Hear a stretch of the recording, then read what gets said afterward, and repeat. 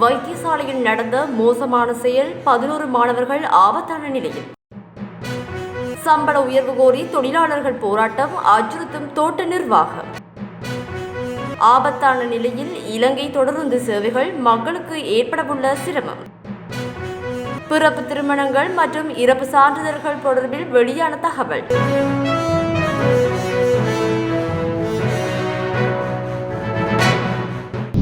பாடசாலை மாணவர்கள் 11 பேர் சுகவீனமடைந்து ஆபத்தான நிலையில் அனுராதபுரம் போதனா வைத்தியசாலையில் அனுமதிக்கப்பட்டுள்ளனர். மிகிந்தலை வைத்தியசாலையில் பாடசாலை மாணவர்கள் குழு ஒன்றுக்கு வழங்கப்பட்ட ஊசி மருந்து காரணமாக இந்த நிலை ஏற்பட்டுள்ளதாக தெரிவிக்கப்படுகின்றது. ஊசி மருந்து ஏற்றியதன் காரணமாக ஆபத்தான நிலைக்கு தள்ளப்பட்ட மாணவர்கள் மிகிந்தலை சுற்றுவட்டார பகுதிகளில் வசிக்கும் 6 வயதுக்கும் 13 வயதுக்கும் இடைப்பட்டவர்கள் என தெரிய வந்துள்ளது. குறித்த மாணவர்கள் மிகிந்தலை வைத்தியசாலைக்கு சளிக்காக சிகிச்சை பெற்று வந்த நிலையில் அங்கு வழங்கப்பட்ட ஊசி மருந்து காரணமாக சுகவீனமடைந்து வைத்தியசாலை பேச்சாளர் ஒருவர் தெரிவித்தார். இதனையடுத்து மேலதிக சிகிச்சைக்காக மாணவர்கள் அனுராதபுரம் போதனா வைத்தியசாலையில் அனுமதிக்கப்பட்டுள்ளனர். தற்போது சம்பவம் தொடர்பில் வடமத்திய மாகாண சுகாதார பணிப்பாளர் தலைமையில் விசாரணைகள் ஆரம்பிக்கப்பட்டுள்ளன.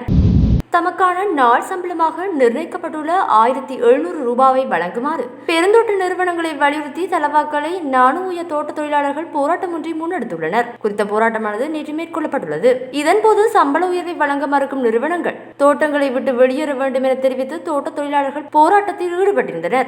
மேலும் தாம் கடின உழைப்பை வழங்குகின்ற போதிலும் அதற்கேற்ற ஊதியம் வழங்கப்படுவதில்லை எனவும் இந்த நிலைமை தொடரக்கூடாது எனவும் கோஷம் எழுப்பியவாறு போராட்டத்தை முன்னெடுத்திருந்தனர். அத்துடன் போராட்டத்தில் ஈடுபட வேண்டாம் என தோட்ட நிர்வாகம் அச்சுறுத்துகின்றமைக்கு தொழிலாளர்கள் கடும் எதிர்ப்பை வெளியிட்டு வந்துள்ளனர்.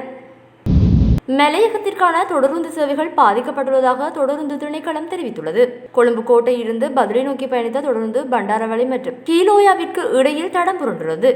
இதன் காரணமாகவே மலையகத்திற்கான தொடருந்து சேவைகள் பாதிக்கப்பட்டுள்ளதாக தெரிவிக்கப்பட்டுள்ளது. இதேவேளை கடந்த மாதத்தில் மலையகம் மற்றும் கடலோர தொடருந்து பாதைகளில் மொத்தம் 11 தொடருந்துகள் தடம் புரண்டுள்ளதாக தொடருந்து திணைக்களம் தெரிவித்துள்ளது.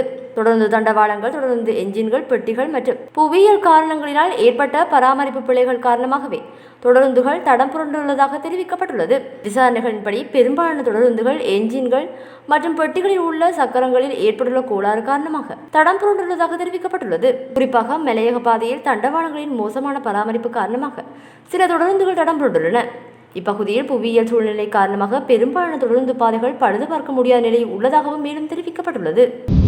நாட்டில் உள்ள சில பதிவாளர்கள் பிறப்பு, திருமணங்கள் மற்றும் இறப்பு சான்றிதழ்களை பதிவு செய்த பின்னர் சம்பந்தப்பட்ட பிரதிகளை அந்தந்த பிரதேச செயலகங்களுக்கு அனுப்புவதில்லை என சுட்டிக்காட்டப்பட்டுள்ளது. பெற்றோர் திருமணமான தம்பதிகளின் மற்றும் பாதுகாவலருக்கு ஒரு நகலை வழங்கினாலும் ஏனைய பிரதிகள் பிரதேச செயலகங்களுக்கு அனுப்பப்படுவதில்லை என கூறப்படுகின்றது. இதனால் பிறப்பு, திருமணம், இறப்பு நகல்களை பெற்றுக்கொள்வதற்காக ஆவண காப்பகத்திற்கோ அல்லது சம்பந்தப்பட்ட பிரதேச செயலக அலுவலகங்களுக்கோ சென்றாலும் பிரதிகள் இல்லாமையால் சிக்கல் நிலை ஏற்பட்டுள்ளதாக தெரிவிக்கப்படுகின்றது. மேலும் சில பதிவாளர்கள் பிறப்பு, திருமணம், இறப்பு பதிவு செய்தாலும் சம்பந்தப்பட்ட புத்தகத்தில் உள்ள தகவல்களை நகலெடுப்பதில்லை என்றும் குற்றம் சுமத்தப்பட்டுள்ளது. இது தொடர்பில் பதிவாளர் நாயகம் WRANS விஜயசிங்கவிடம் வினவிய போது நாடளாவிய ரீதியில் 400 பிறப்பு, திருமணம், இறப்பு பதிவாளர்கள் இருப்பதாகவும் அவ்வாறான சம்பவம் ஏதேனும் ஒரு இடத்தில் இடம்பெற்றிருந்தால் அது தொடர்பில் ஆராய முடியும் எனவும் தெரிவித்துள்ளார். இஸ்ரேல் பலஸ்தீனத்துக்கு இடையிலான போர் மேலும் தீவிரமடைந்து வருகின்ற நிலையில் ஆயிரக்கணக்கான மக்கள் தாக்குதல்களுக்கு இலக்காகி பலியாகின்றனர்.